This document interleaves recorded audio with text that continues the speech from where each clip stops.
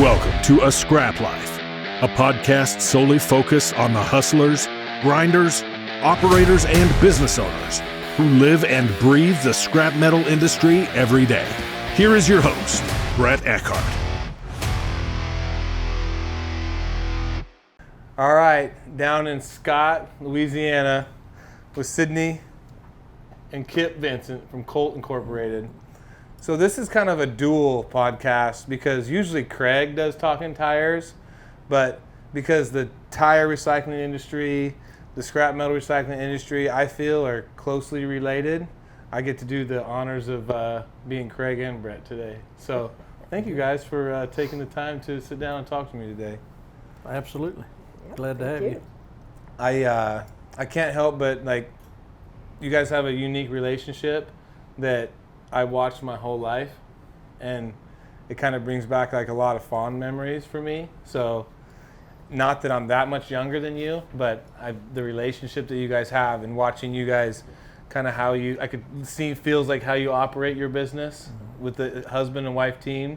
It's a pretty awesome story. So if I remember right, earlier you were telling me that your dad hired your wife. Was that a way because you were too ugly to get someone to marry you, or did he have a vision that that nobody else had, or how did that happen? We were dating already. Oh, okay. Yeah, we were dating. Was that a way to lock her in? I guess his vision was, quicker than mine. Anyway, Yeah. Maybe not better than mine, but quicker. But quicker, yeah. Which comes with experience, right? Yes, yes. Like the old bull and the young bull, right? Yeah. Like we can run down there, or we That's can right. just walk down there. That's right. That's exactly right. Yeah. So give me, I love these podcasts because I love to hear the story, right? And you guys have a multi-generation story, and you guys have a third generation now working in the business with Kyle's son out there who we met on the grade side. And I love a multi-generation business story, especially a small business like you guys, like us, that, you guys are, carrying on a tradition that your dad started. So can you give me a little bit of background and give everybody else a little bit of background on kind of how Colt came about and how it all started? Starting way back in the beginning, my dad and I had gone to California to see if we wanted to be in the tire recycling business back in 1984, and bought a shredder in California and loaded it on a truck, and I drove the truck back with all the conveyors and everything. A new shredder or a used shredder? Used shredder. Okay. Yep, a used shredder. So had truck trouble on the way back. We spent Thanksgiving in 1984 at a Stuckey's eating hot dogs for our Thanksgiving lunch. Shout out to Stephanie Stuckey. That's right. Yeah. So that's how we started in the business. That was in December of '84 is whenever Texas Tire Disposal was my dad's company.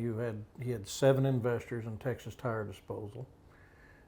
We actually rented a building in Fort Worth, Texas, from Arnie Gashman, from Gashman Metals. And it all goes back to scrap. It all goes back to scrap. It's a full circle. Pretty soon you're going to have that yard out there. You have a scrap yard too, but we'll talk about that later. We started out in a 50,000 square foot warehouse. Everything, our trucks were parked inside. That was the only space we had, was inside the warehouse. So that's where we started out in 1985, actually processing and recycling tires. So we went from that to my dad leaving that company and forming another company with 2 investors that was Southern Tire Recyclers. Okay. In And Texas as well? That was in Right. Texas as well. Okay. We had plants in Houston, San Antonio, and Dallas. Our largest customer was the Discount Tires. Okay. Back then, we handled all the Discount Tires in Texas at the time, and that was in the early 90s. And then filed bankruptcy in 92, I believe is when that was. Was that 92? So we had a... So real quick though, just I want to touch on that. yeah. What was the cause of, on the bankruptcy side, you know, when you talk about that? Because, I mean, that's not like the most uncommon thing in the tire recycling side. I mean, No. most people say, I've heard it when we were talking about getting into it, they're like, whatever you do, don't become another tire casualty, right? Right, exactly. Because it's a very common thing. And Yep. I mean, and we didn't take it lightly because obviously so many people have been down that path and had to kind of fight that battle. Right. So what was in 92, if you don't want to get too far into it or whatever, what was the... No, it was markets. I mean, we had End-use markets? in-use markets for product. We were stacking all of our product at the time. We only had so much storage space on our facilities. And What products were you making at that time? we were making, we were making a civil engineering product. Okay. We didn't know that's exactly what it was back then. Yeah. But we were shredding to a 3 to 4 inch shred Okay. at the time. And so we did do some crumb rubber work in the late 80s and cryogenics at that time before Dad went off in his second venture. But when our facilities got full, the state of Texas came in and shut him down. Okay. So we, at that time, took a mobile shredder that we had, and with my brother and my dad and I, we all went to Baltimore, Maryland, and we shredded tires for Emmanuel Tire for 2.5 years. As like a subcontractor. Just a subcontractor. Norman was nice enough to give us something to do. Yeah. So,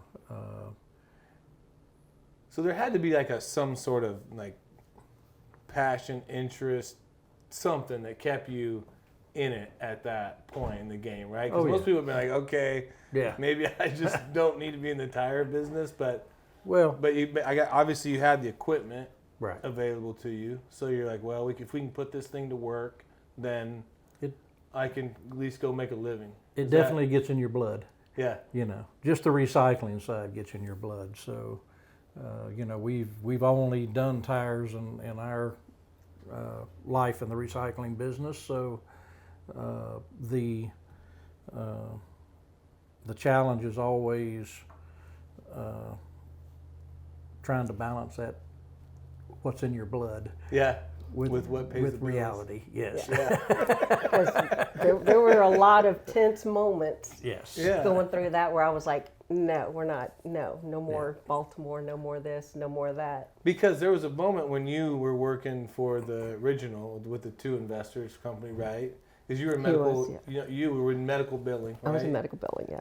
So I'll let you tell your side of the story, but you started in medical billing, or you started on the tire side and then went back to medical billing? Yes, yeah. Whenever they closed down Southern Tire Recyclers to go to Baltimore, I went back to medical billing, to my old job, and then You guys were married at this point? yes, Okay. yeah, and was on him constantly. I'm done. You know, I'm living down in South Texas. He's living in Baltimore, 2 weeks on, 2 weeks off, and I was pregnant, and not a happy camper. Yeah. There's some stories. We won't get into that. Yeah, no. Well, hey, at some point we'll stop there. But I just want to make sure, like, that there was a point then, obviously, when you decided to come back into the business, and that's obviously later in the story, kind of how you guys got into Colt. But I just want everybody to know, like, you're rolling it. You were in it before. Oh yeah. I've been there for the For the long haul. The long haul, yes. Well, we've been married 210 years. Yeah, I Yeah. get it. I get it. Yeah. We're counting dog years. One feels like 7. That's right. But yeah, that was So after Baltimore, right? difficult. You guys go to Baltimore, Yeah. you shred. You guys basically, as a subcontractor, for, did you say 2.5 years? Yes, 2.5 years. And then in 1995 is whenever the waste tire program started here in Louisiana. Okay. And we had the opportunity to come back and subcontract shred or contract shred for another company that was already here. They had a shredder, but they needed a shredder that would shred to a 3x3 shred, because the tire program in the beginning required for the subsidy to be paid out for a 3x3 shred. So that gave us the opportunity to come back to Louisiana, for me to come back south, Back home. bring Yeah, the shredder close. back, Ish, yeah. bring the shredder back here. At that point is when really we sort of changed roles. Dad went to work for Emmanuel. Tire at the time. Sydney and I, we started Colt December of '94. At when this we facility? incorporated at this facility. Okay. All we did was subcontract the work to shred, and the company that was here collected all the tires and delivered to the markets. And then in 1995 or 98, Yeah, 98. the DEQ came in and shut them down and forced them to file bankruptcy. So we took over their permits, we took over all their bills, and we started and went from 2 employees to 20 employees the next day. Oh, wow. Yes. Yeah. So was that a tough decision for you at the time? No, it was the only thing we had to do. Yeah, it was. It wasn't too tough. Yeah, okay, Yeah. It was well, like, I just- all Okay, right, here we go. Yeah, Yeah. because You know, obviously so- you're deep in the tires at that point, Oh, yeah. and you understand your customer base, you understand, Yeah. and so in a way, like, if you could make it work, it was kind of a ready-made setup for you in as far as like Right. the customers were in place, but obviously there was the part, could you make it Right. work, right? And obviously the people before you didn't. That's one of the things that we always figure out is just how to make it work. Yeah, how do you make it work, right? Well, I mean, and not to, like when we talked to Levon previously, and I listened to Craig talk to Levon, interview him.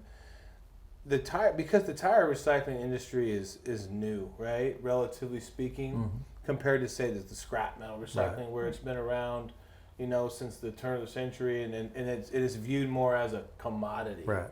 Where tires, even to this day, to most people, is still viewed as waste. Correct.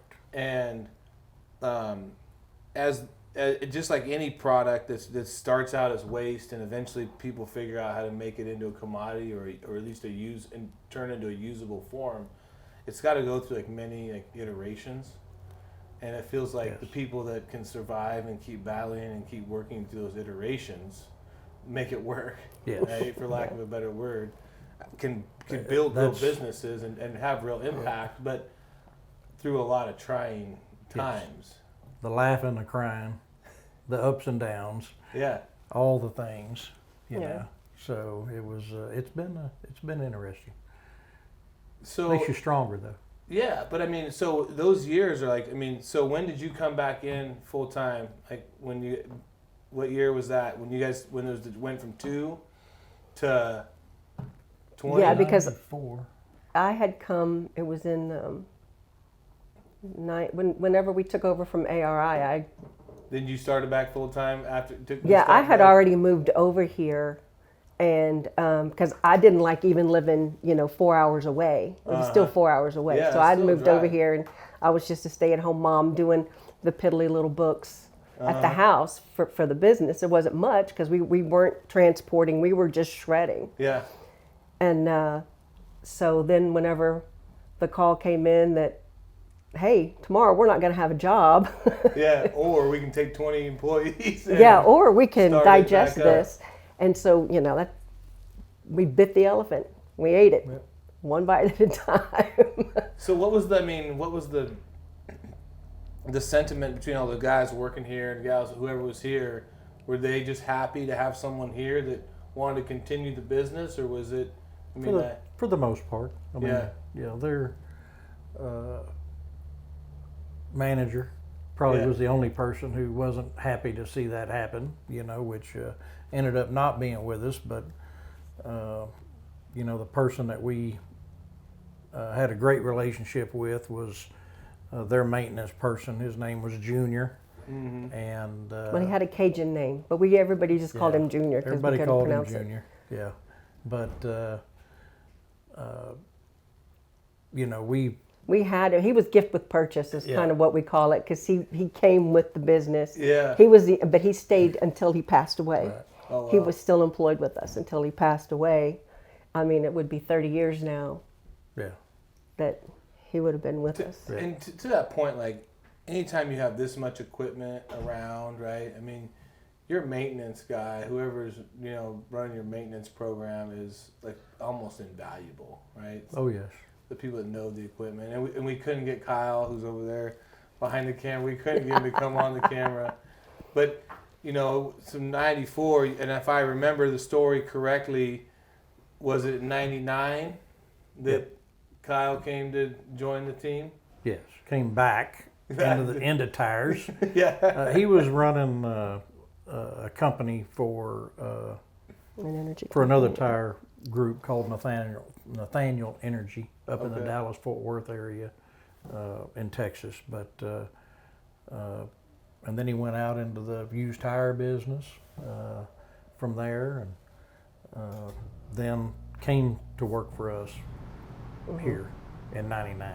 Nice. So Kyle gave us 98 to 99 was a big transition for us because Dad, whenever the company that was here went bankrupt or closed their doors, Sydney and I took over. Dad came back and worked for us. We were the owners and he was working for us, and my brother came back into the business in '99. So it was, those were big years for us. It was like a true family Yes. affair, right? Yes, Your it dad's took here. all of us. Yeah. And does it take all of you as a family because nobody's getting paid much? So you need more family, or what? How does that? You're definitely the last one to get paid. Okay. You are the last one on Friday to receive a check. Yeah. I always say, like, people always ask me, like, why did your dad partner with Schnitzer Steel in 1997, right? And I was like, and my dad will tell you, he goes, because I didn't have any money. Like, I couldn't buy them out because I never got fucking paid. Right. Like, right. never enough to buy it, especially to buy anybody out. Like, Yeah. I was lucky to make my house payment and pay for my kids Absolutely. to keep going. So Yep. he's like, it wasn't that I wanted a partner. It was that I didn't have a choice if I was ever going to retire my dad. Yep. You know? I understand that. So as a family business, I mean, you guys have you guys have found a way to make it work, and you guys have found a way to make and so when you guys chop up the operation, like, what are the lanes? Like, who does what? She does. They say Whatever I'm the she boss. wants. I'm just boss. She T. does whatever she wants. I get it. No, I mean Sydney grew up in the business and did I'm really all only 32. So. the yeah. Yeah, you don't live day older than that to me. The money side of the business. Yeah, somebody had to read And, contracts, dot I's, cross T's, and make sure Right. that, somebody had to be cheap. Yeah. It was me. I was the cheap one. You know, Kyle, my brother, and I, we did operations together for years, building the business, and His dad now, was very good at doing all the political stuff. right. You know, Dad handled all handling. the political stuff and that side of things. Legislative.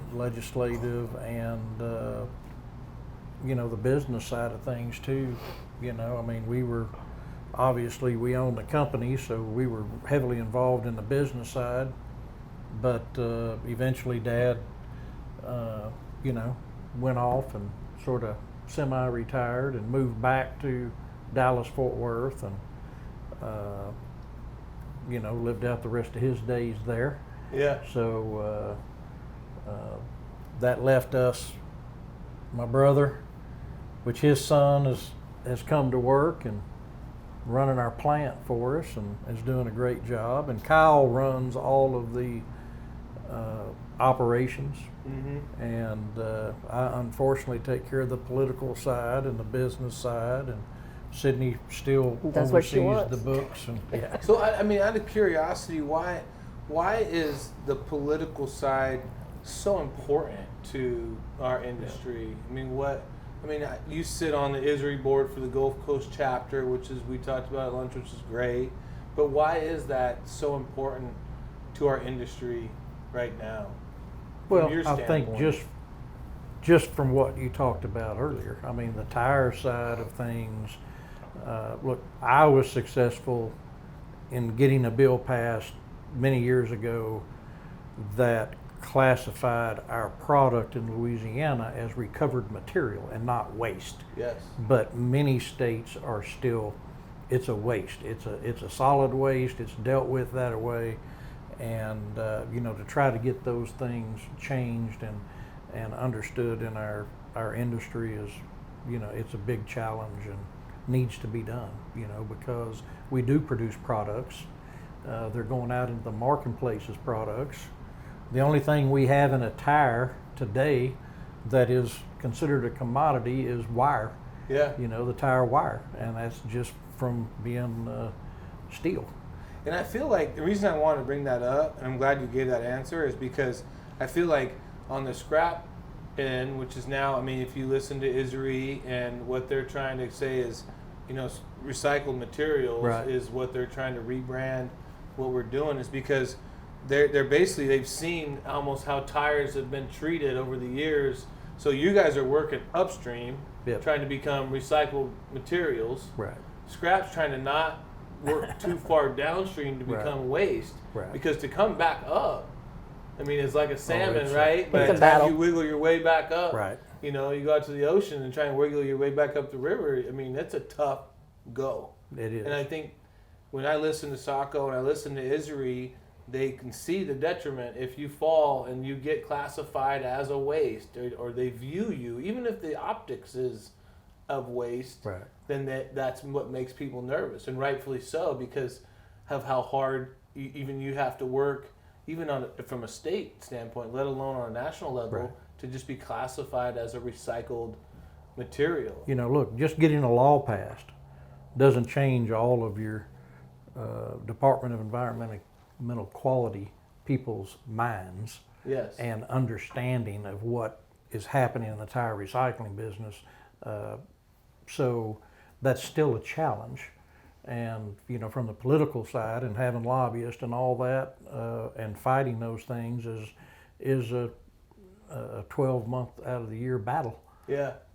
So, with our state program here, with a subsidy program in Louisiana, it makes it even more challenging in how that system is set up. Why do people fight that so hard on the tire recycling side? You would think, I mean, tires aren't going to go away, right? I mean, whether it's an electric car, Hope not. a gasoline car, or the car runs on Right. unicorn piss, it doesn't really matter. Like, it's still going to need 4 tires and a spare, Right. right? So you would think that people would be like, yeah, if there's anything we can do to turn this product into something that's usable, then let's support that like full force. Right. But it makes you wonder what the pushback is, on the recycling side. Especially, I mean, you guys. I mean, when we put in our facility, it was we went to Crum, right? Because that's what our market kind of forced us to do to be competitive. Mm-hmm. You guys have a unique market here in the fact that you guys can go to what you call a civil engineering product, Yep. right? Yep. Which, for those of you guys that don't know, is what size does that? Well, I mean, so for the industry, that's TDA. Yeah. It's Which tire-derived aggregate. Okay. Is what that term is for civil engineering markets, and there's an ASTM standard for that, so it can be anywhere from a 4-inch to a 12-inch product. I mean, we produce a 4 to 6-inch product, is what we produce, and that's our first line that we have in place to do processing. So, and look, there's a lot of engineering facets to tire material as a lightweight fill material, the different compaction rates you can get out of it. I mean, there's a lot of engineering behind tire material in civil engineering products. So, and I think that that's something that, like, the state of Idaho, we're still behind on, right? And I'm sure, I mean, I can only speak to what I know, not the other states, and just because I'm so green in this industry. Yeah. I mean, that's one of the reasons why I'm here, right? Is I'm like, just tell me, like, teach me. I just want to be a sponge. Like, let me know, because I'm interested, and B, I think there's a lot of opportunity in the space if you can get some support behind it. And support just means maybe not as much pushback. Sometimes support is just not even financial. It's just, hey, give us a chance to prove that we can do something with this material versus just shred it and send it to the landfill, right? And part of that is like is like, even on the whatever the your specific .gov is like, encourage civil engineers to write it into the spec. Like, encourage them to look at all these other projects that have happened and see if there's an opportunity, and then you're going to create, because like business begets business. I mean, people will go where there's money to be made. absolutely. And if civil engineers start writing stuff into spec, they give the material a chance, people are like, oh, I could make that. I could shred, tires. And then it just becomes who's the best at it. You guys run a hell of a deal. But I mean, I haven't been to any place that can set up and do what you guys do, the way you guys do it, the volume you do it. But I think that people would start to be a little more motivated to try and figure it out if they knew that there was a place to go with it. Right. Look, back in the early days, we just processed tires. You know, whether it was civil engineering, we didn't know exactly what we were trying to develop markets, trying to come up with things. And then I believe it was in the early 90s where the TDF market, the alternative fuel market, got developed. And look, that market grew into 70% of the volume in the country going to TDF. You know, 70+% at one time. And took a lot of volume around the country. And that's now, that market's shrinking, or has been shrinking over the last several years. A lot of processors in the country are going back to civil engineering because it took such a big volume, and it's down below 50% now. You know, so it's always changing. The high-end products of your crumb rubber and all of that, look, we would love to be able to go to that product. I don't know of many processors that wouldn't love to go to that product, but the markets are just not there. The end market has to be there. Yes. If there's anything I've learned throughout this whole process, you know, from our own adventures to talking to other people, is that you have to know your market and know what your end markets are for that tire, whether it's a whether it's a landfill, just a shred and landfill, shred and bury, or whether it's a civil type product, or whether you can go to crumb or an asphalt additive or whatever that is, how far you want to take it. But there still is not as many homes for the finished product as there is tires coming off, you know, cars, pickups, semis, tractors every day. So that feels to me like the trickier part. Yes. Yeah. So how do you see that market developing in the future? I mean, what is the crystal ball when you rub it? What Look, does it say? over the 39, 40 years we've been in business, Yeah.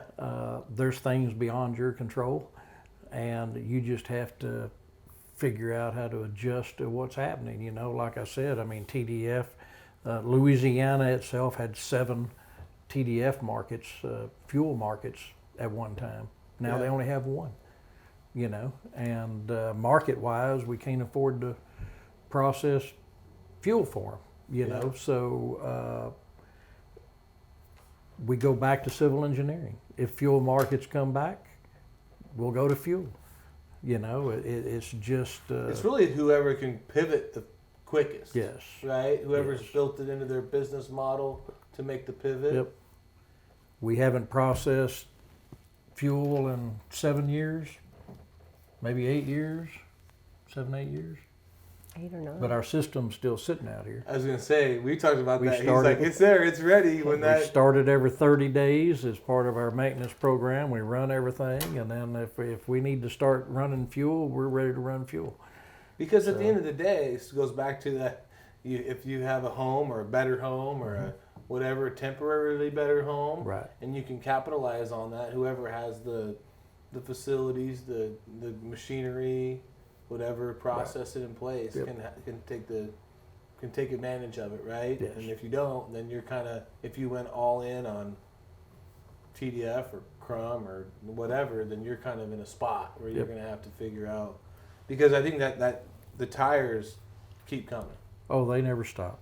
Yeah. I think they have babies overnight. That's what happens. When you look out at the pile, Come in the next morning. It's like, there's more here now than there was last night. which is good if they're accounted for. Yeah. Exactly. No, they never stop coming. So do you feel like the future is? Are you optimistic about the future of tire recycling? Oh yeah. There's no other way to. You're you guys. You come from an entrepreneurial family, right? Yeah. So do I, and I'm one of those guys. Like I'll look at the glass half full always and try and find it. Yeah. Something, because if you're sitting around and poo about the day or this problem, like I promise you that if you don't deal with this one, if in the position that you 3 are in, there's 5 more that are going to hit you in the face. Like if you don't mess around with this one, you got to get it, take care of it, and keep going, right? And that's right. But from an optimistic, what about you, Cindy? What do you think about the market? Are you? I'm more optimistic about the asphalt markets, using more Crum products. He and I do have differing opinions on a lot of that. But we've been in the asphalt business. We've done a lot of different things. But he is right. God, I hate saying that. I know that pains you. It is painful. It's okay. Because whenever the orders stop coming in, you've got to have a place to go. And in the civil engineering, there's always new places to use rubber as a replacement for aggregate. Yeah. Especially down here along the coast. Yeah. And erosion control and things like that. As I was going to say, why more here on the coast than say somewhere else? Is it strictly erosion control and soft soils? Soft soil, because it's very sandy, right? It's not necessarily sandy. It's just marshy. It's a lightweight material. You put rock across soft soils, it just sinks. Yeah. You can put rubber in there, and it reacts totally different. The way that it sort of lays itself in and ties itself together to where it makes like a bridge type situation. Yeah, I think that's one thing. One thing I think a lot of states could look at what you guys are doing here on just the civil engineering side, like you said, backfilling on a bulkhead. Mm-hmm. In Idaho, we build. I remember my first trip to Indiana. We had bought a pipe company in Indiana, and I remember like looking around when we flew into Indianapolis and we're driving to Newcastle and looking around. I'm like, there's no pivots. Like, why is there no pivots? Like, there's no. And they're like, oh, we get enough rain. Like, we don't need canals, and we don't because we're so used to we sell bulkheads, right? So we're used to putting bulkheads in, right? And I'm like, well, if you don't have any canals, no pivots are necessary. But so in our area, and I know, I think on the civil side, there's a lot of opportunity. You know, Oh, yeah. if you're I mean, willing, just- if you're willing to look at the opportunity. Just to understand how tire rubber works behind a bulkhead. So it lays in with the shreds. So whenever the water comes in, it's got a 50% void in there. The water comes in if it's in a tide situation to where you actually have tides, then your tide is coming in and going into your rubber and going back out. It's not taking the sand or dirt with it. And the other thing it does is it puts about half of the weight on the actual bulkhead itself. Besides, when you put dirt behind it, it's a huge load. You'll see the bulkheads all leaning out. With tire material, that doesn't happen. So just that aspect, just in that little niche of a market, you can use, we've done commercial bulkheads here, not just residential bulkheads. So we've used some rubber in the past. And you were describing landfill, like new landfill cells, right? Leachate lining. Yeah. So you say come in, you put your new liner in when you build a new cell, and then for those of you who don't know how a landfill is constructed, and once they dig the pit or whatever, then they have some sort of rubber, polyurethane, or whatever, like coating that goes down, basically so the whatever's being put through in the landfill doesn't leach down into the groundwater, essentially. Correct. Yep. And then depends on the landfill. Some people run gas pipes through it to capture the methane gas, and then use it, either burn it off Rubber or works generate great for that, electricity. Yeah, as an aggregate replacement, Yes, right? as an aggregate replacement. The thing that we ran into is we did supply some through our TANAs. We did supply some aggregate, and the biggest thing we had to do was screen it, so because they didn't want fines to get into the perforations on the pipe. But other than that, they loved it. They're like, yeah, this is a great fit for this product. We don't have to buy rock, we can lay it in there right on top and use the tires. But aside, you were describing to me earlier, essentially they'll go in and they have to put, 2 feet of liner, give or take? Yep. Some landfills, their design is 2 foot of sand in their leachate system. So the DEQ here allows a landfill to substitute a foot of that with tire rubber. So we'll put like 15 inches of tire rubber, and it compacts down to the 12 inches. So, but that's a specific design for a leachate liner, is 2 foot of sand. Other ones don't use sand; they'll use some other product. Which is twofold. It saves the landfill money on buying sand, and it also provides a good use for, shredded tires. Recycling market. Exactly. I'm bullish on the recycling industry. I mean, the one thing I will say, I don't pretend to know a lot about the tire recycling industry. I'm still on a mission to learn, but you don't see many companies that have been around for 39 years in this industry, right? Yep. That's a pretty, A, congratulations, B, that's a tall order, it feels like. Thank you. Especially being as small as we are, as family oriented company, to battle the day-to-day issues. So if you had to attribute that to anything, why is that? Why are you still here? We're stubborn. We're very stubborn. I would add some other words, but I feel like that's probably but the most politically correct. Yeah, but you have to be, right? Absolutely. Yeah. Oh, there were many times we were ready to give up. Oh yeah, I've pulled his hair out. You can tell. You can see that's what happened. What would you describe? Why are you still here? Like I said before, it's just in your blood. I enjoy recycling. I think it's something that not from I don't know how to describe it. I don't think like the world needs it to survive, not that part of what I'm saying, but it is just, it's a necessary part of what, it's something can be done, so why aren't we doing it? Yeah. It's not hard to do. I always said, somebody asked me that, and I said, not very many careers do you get to do something good and still and run a business you can make money, right? And maybe some years making money a little tougher than others. That could be subjective, yeah. But in generally speaking, employ the amount of people you employ, invest in your community. People have jobs, they have careers, they have, and at the same time, like you're actually doing something that's good for, you know. And I don't pretend to be like a tree hugging, like it is what it is. I mean, exactly. but what we're doing is good. Absolutely. And I mean, we're turning a shit sandwich into something that you can use, you can do something with.